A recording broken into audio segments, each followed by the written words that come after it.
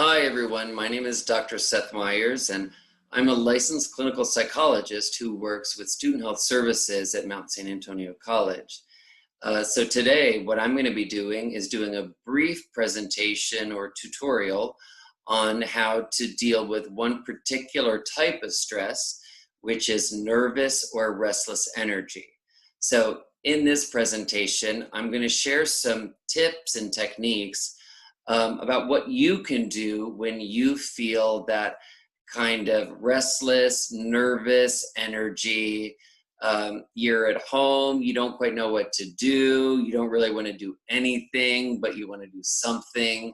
So that's going to be the focus of this presentation today. And of course, people experience nervous or restless energy all the time, anytime, over many, many years.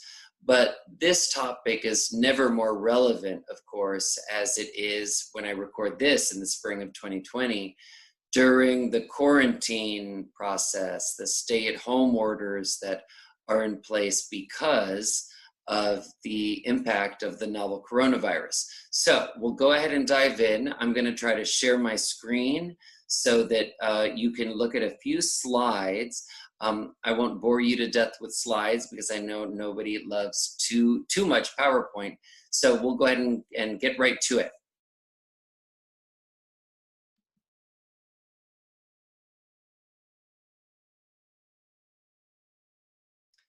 And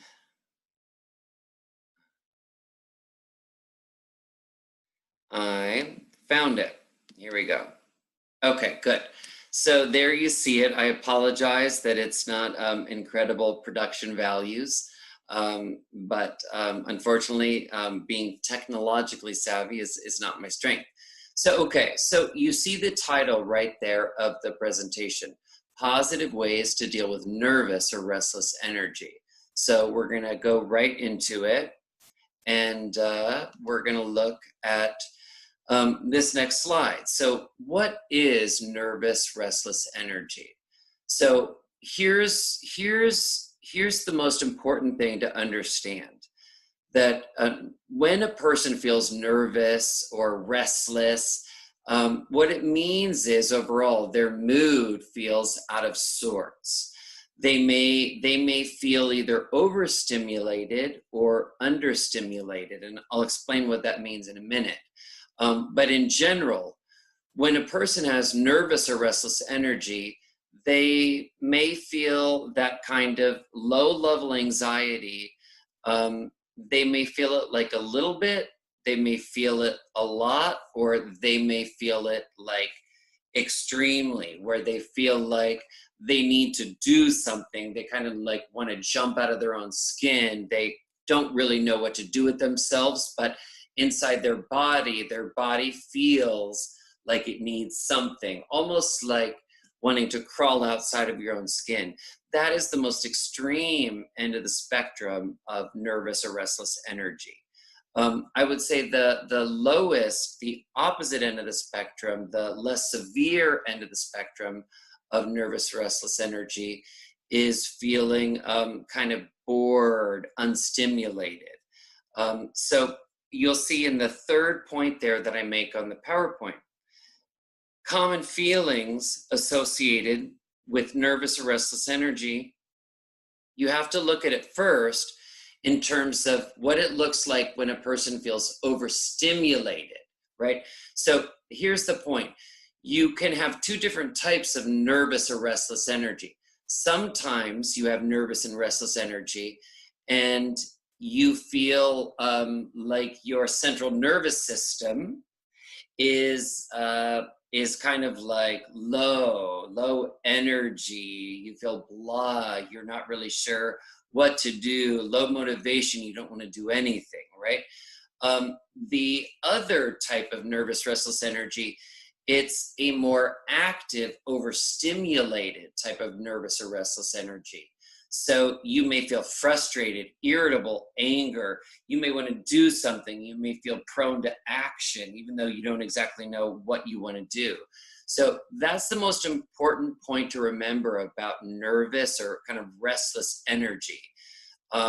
You can have it while you're, driving in your car. You can have it when you're sitting on your couch at home.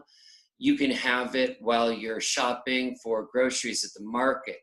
Just this weird sort of hard to describe feeling, like you feel a little out of sorts and you don't really know what to do, but your mood is off, but you feel a little anxiety, a little irritation, a little anger, or even a little bit of escalated mood, okay?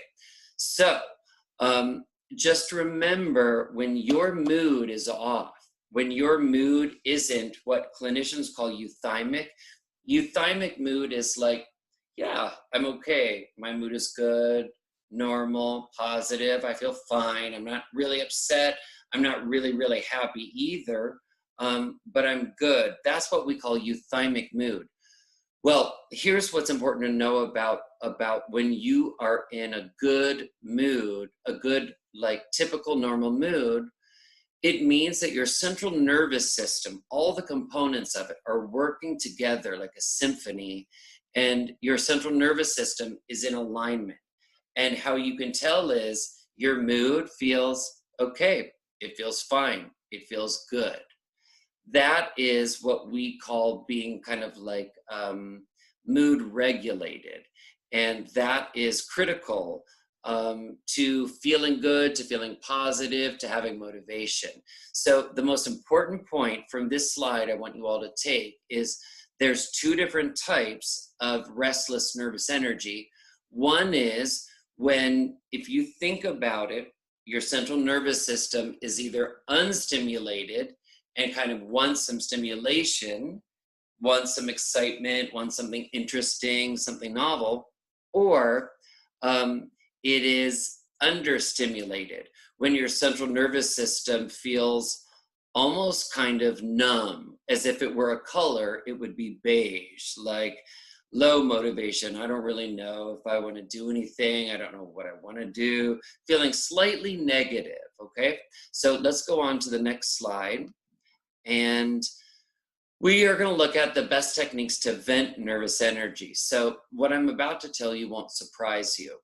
The best way, if you're ever in your car, walking down the street, at the market, in your home, and you feel that weird mood, that weird physical energy that is really restless nervous energy, if you want to deal with it effectively, the number one best thing you can do is to exercise, right? So, if I'm going to be a psychologist and I'm going to tell you, what you should do if you want to feel good and be healthy and practice good, mental health regimens, exercise. Of course, that everybody knows that. But this is the most important point. When you feel restless or nervous or anxious, just ask yourself the simple question: do I want to do the one thing that I know will make me feel better, will make me feel more balanced? And what I'm telling you will make your central nervous system feel more regulated. You want to exercise. And again, this is a choice you can make. It's really about, do you want to do what will make you feel better? And certainly my hope for all of you is that you do. So, physical exercise. Here's the most important point, and you'll see on the screen I write, can you name 50 different types of physical exercise? This is the menu of possible types of exercise you have to choose from. So when I wrote this number 50, I wasn't actually focusing specifically on the only 50 types of exercise a person can get that will balance their mood and make them feel better. The point is more to realize the high number of possible things you can do, right? So for example, I may ask someone, hey, so what do you do for exercise? And they say, well, I go jogging or I go running. That's great. I then say, what else do you do? They say, no, that's really like the main thing I do, and I do it 4 days a week. For that person, that's terrific that they run as much as they do. And for someone who's not exercising at all, I would say even running one day for 5 minutes will be an improvement for you. But the point is to expand your menu of exercises, to vary your routine. So what research shows, which is really interesting, is that people who rely on a menu of different exercises, they may do 4 or 5 different exercises over the course of the month. Those people will be more consistent and will keep exercising more and longer than people who just stick to one. Because the truth is, people get bored and burned out from the same thing. So the best thing you can do, go online, go to a search engine, do a Google search for types of cardiovascular exercise, and you will see a list that is longer than you could probably imagine. There are so many things you can do. The most important point, though, is that doing a few of them, not just one, is going to be associated with the most improved mood for you, the most balanced central nervous system, okay? And then you'll see the second point, that possible exercises you can practice at home and outdoors. You'll see the point that, you know, during quarantine and stay-at-home orders, this is like a very unusual time. So in the past, maybe you went to a gym and they have different types of classes and certainly hundreds of types of machines that you can use. You know, during this period, you have to be more creative. So you have to think to yourself mentally, what are exercises that I can practice at home? What are exercises that I can practice outdoors? For example, at home, you know, you can't go running. Yeah, you could run in place, but that's not going to be very gratifying. At home, you could either have a treadmill, you could do jumping jacks, sit-ups, you can do push-ups, you can do online videos, aerobics videos, cardio videos, yoga videos, Pilates videos. Everything is online these days. So there are certain activities and exercises you can do at home, but there are also exercises that you can do outdoors. So outdoors, I'm just thinking off the top of my head, you could go running, you can go rollerblading, you can go bicycling, any number of things. So just remember, when you think about, I should exercise more, exercise helps with nervous and restless energy, ask yourself, do I want to do an exercise right now that is at home or that is outdoors? And then when you make that differentiation, ask yourself which of the ones under each category you want to do.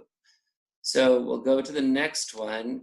And the next one is just as important as the previous slide. So before, we were talking about what to do when you need cardio activity. Your body craves stimulation. Your central nervous system wants to feel activated so that it can get back to a place of baseline and feel normal.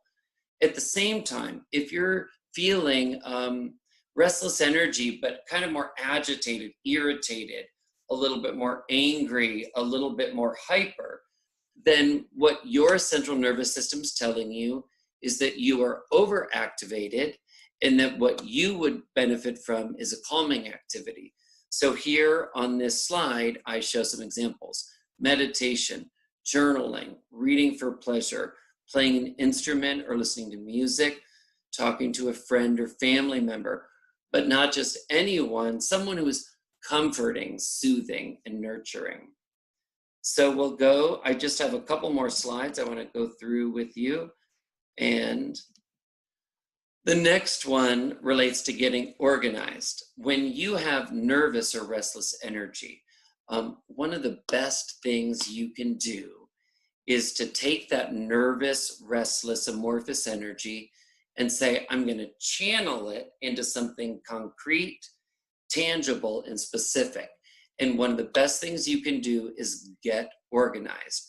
So engage in an organizing task. Go to your file cabinet, your closet, your bathroom, your kitchen, your car, your garage, and tackle it. You know, by focusing your brain on a specific organizing task like that, it requires your brain to really focus. By focusing on getting organized when you kind of felt nervous or restless and didn't know what to do, by saying to yourself, I'm actually engaging in a productive activity that later I will reap the benefits from, it makes you feel an increased sense of self-control. Like, yeah, I know how to handle myself. I know what to do when I feel nervous or restless. It also distracts you from negative thoughts and feelings. I want to share a funny quote that the billionaire investor Warren Buffett shared, which is this: if you want to get something done, give it to a busy person. I think that's a great quote. And what it tells me is that if people are busy, it requires them to be very organized and methodical about how they spend their time. Well, when you have nervous or restless energy, you're not focused on checking something off your to-do list. You're not focused on performing or achieving. You're not thinking about your goals. You don't really know what to think about. You just know you don't really like how you feel right now. So when you get organized, you're focused, you're working on a project. And what Warren Buffett would tell you, I'm sharing with you, is that this is the best way to get things done and actually to feel better. So, okay, I just have one last slide I want to go over with you, and that has to do with making specific plans for the future. So, again, when you have restless, nervous energy, either you feel on the more bored, sort of blah, beige end of the spectrum, or you have nervous, restless energy, but you feel agitated, irritated, like you want to do something. Another thing that you can do is focus that nervous, restless energy on making plans. Now, not just any plans, specific plans for the future. Map out specific plans that give you a sense of hope, and they focus your brain on something concrete. So think about an academic goal you have, a professional or work goal you have. Think about a health or fitness goal you have. Think about a social goal you may have. Maybe you want to find a romantic relationship, or you decide that you would like to make a few more friends and bring them into your life. Make a plan, but don't just say, this is what I want to do. Make your plan specific. For example, if my goal is a social goal and I want to, I feel like I'm a little isolated and I don't have as many friends as I'd like, this is my specific plan. I am going to join 1 or 2 new social activities. I am going to reach out to some of my best friends and let them know that I'm feeling a little lonely. I am going to ... You see what I'm saying? It has to be specific. You can't just make a goal in one sentence. So yeah, I want to become, let's say, a vet tech. Well, that needs a specific plan. I'm going to take these courses and I will finish my courses, I think, by this date. I am going to contact veterinary offices or clinics and ask if they are looking for volunteers or offering actual paid positions. So the point is the plan needs to be specific. This overall strategy, taking nervous or restless energy and making specific plans, it can give you a tremendous sense of hope, a tremendous sense of control over your life. And the other strategies that I've reviewed too will do the number one most important thing, which is distract you from the way you were feeling before and give you something specific to direct and channel all that energy for.